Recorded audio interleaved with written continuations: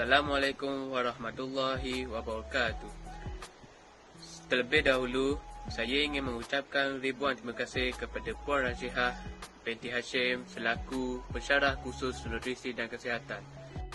Kami ahli kumpulan 4C terdiri pada 6 ahli grup iaitu saya sendiri Muhammad Ahmad Danish bin Tarmizi, nombor KBJ 2215105353.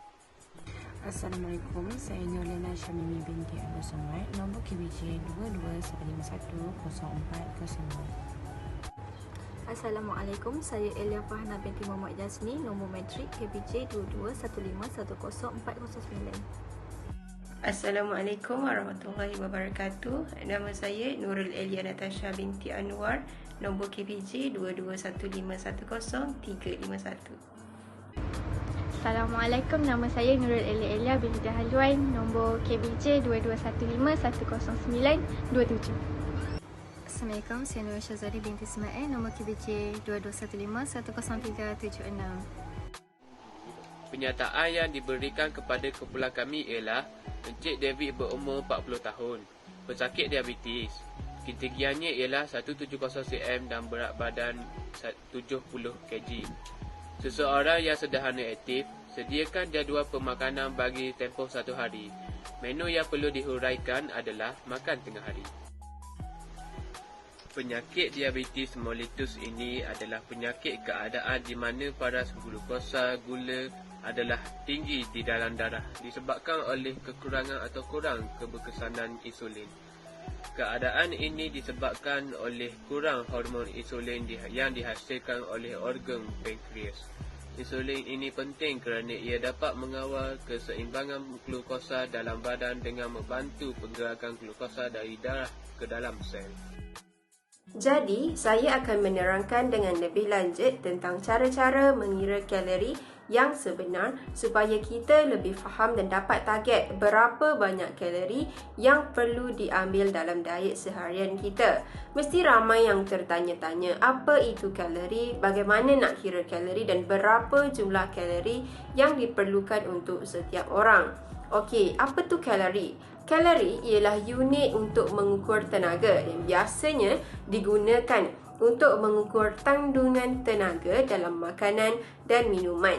Tubuh kita memerlukan kalori untuk menghasilkan tenaga yang sangat penting untuk rutin harian kita.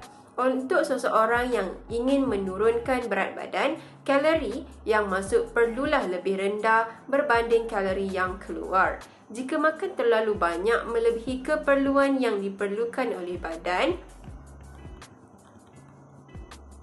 ianya tidak akan dibakar, malah sebaliknya bertukar menjadi lemak simpanan menyebabkan badan kita menjadi gemuk. Pengiraan kalori bukan sahaja untuk mengetahui jumlah kalori harian tetapi untuk mempraktikkan kita ke arah amalan pemakanan yang sihat.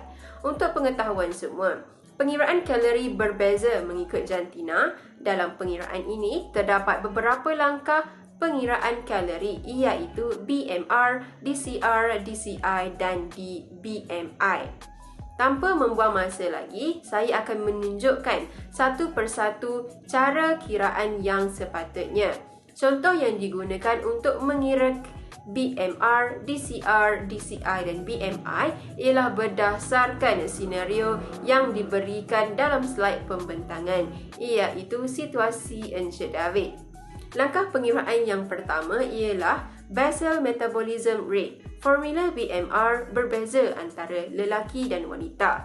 Jika lelaki, formulanya 10 didarab dengan berat ditambah dengan 6.25 darab tinggi tolak 5 darab umur tambah 5. Manakala wanita, 10 darab berat tambah 6.625 darab tinggi tolak 5 darab umur dan tolak 161. Okey, contoh pengiraan Encik David.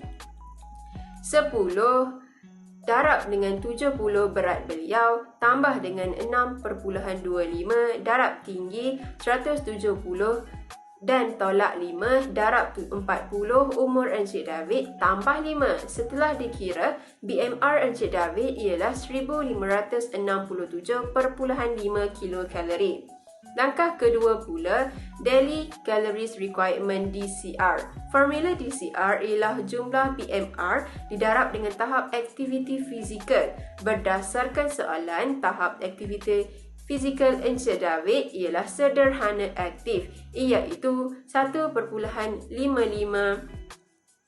Maka DCR Encik David ialah 1567.5 didarab dengan tahap aktivitinya 1.55. Jumlah keseluruhan DCR beliau ialah 2429.625 dibundarkan kepada 2430.0 kilokalori. Oleh yang demikian, secara puratanya, jumlah daily calories intake atau DCI yang diperlukan oleh Encik David ialah sebanyak 2430 kilokalori setiap hari.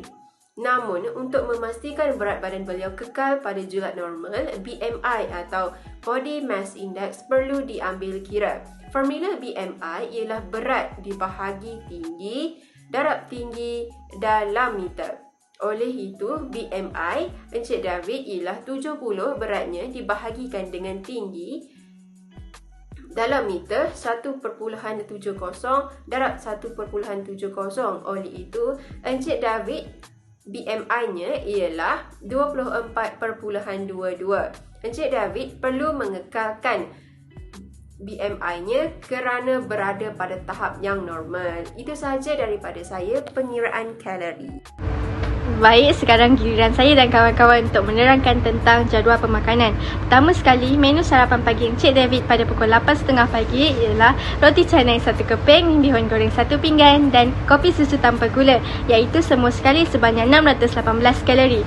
Kemudian, menu makan tengah hari pada pukul 1 pula ialah nasi putih 1 pinggan, ayam goreng berempah 1 ketul, sayur brokoli 1 cawan, buah oren 1 biji dan 1 gelas air sirap limau, iaitu semua sekali berjumlah 670 kalori.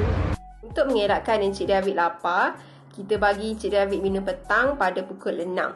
Menu kita bagi adalah 1 mangkuk kecil cendol, 3 biji cucur ikan bilis. Lepas tu kita bagi roti sardin gulung 2 biji dan teh tanpa gula 1 cawan. Total kalori minum petang Encik David adalah 670 kilokalori. Pada waktu malam pula, kita bagi Encik David makan malam pada pukul 8.30. Menu kita sediakan adalah 1 pinggan nasi putih, sup ayam 1 mangkuk kecil, kacang buncis goreng 1 sendok, 1 biji buah kiwi dan 1 gelas air kosong. Total kalori makan malam Encik David adalah 404 kilokalori. Seterusnya adalah supper night pada pukul 1 pagi. Menunya adalah bubur ayam 1 mangkuk, biskut Jacob 2 keping, air Milo 1 gelas, air kosong 1 gelas. Total kalorinya ialah 264 kalori. Secara keseluruhan, pengambilan kalori jadual pemakanan Encik David adalah sebanyak 2416 kalori. Saya akan menghuraikan tentang huraian pemakanan Encik David, iaitu seperti mana yang berada di slide. Nasi putih adalah sumber karbohidrat utama, mengandungi vitamin B1, tiamin untuk membantu metabolisme karbohidrat, membentuk struktur tulang dan mengatur kontraksi otot. Mangan untuk membantu kerja otak, sistem saraf dan enzim-enzim di dalam tubuh. Seterusnya, sayur, brokoli dan oren. Sayur brokoli dan oren adalah rendah kalori. Malah, brokoli juga kaya dengan antioksidan dan kaya dengan vitamin A dan C. Sayur ini juga mengandungi fiber yang akan membuatkan pesakit diabetes atau kencing manis berasa kenyang untuk tempoh yang lebih panjang. Buah oren pula kaya dengan vitamin C dan boleh membantu menormalkan tekanan darah. Ayam goreng berempah. Ayam boleh menjadi pilihan yang baik untuk penderita diabetes. Semua potongan ayam tinggi protein dan banyak lemak rendah. Apabila disiapkan dengan cara yang sihat, ayam boleh menjadi ramuan yang hebat dalam pelan pemakanan diabetes yang sihat. Selain itu, air sirap limau. Menurut beberapa penyelidikan, vitamin C dapat membantu menurunkan kadar gula dalam darah dan pasca makanan. Walaupun kerja itu memberi tumpuan kepada orang yang mengambil makanan tambahan vitamin C, kesimpulannya menunjukkan bahawa vitamin C menawarkan potensi yang sangat baik untuk menurunkan tahap gula seseorang.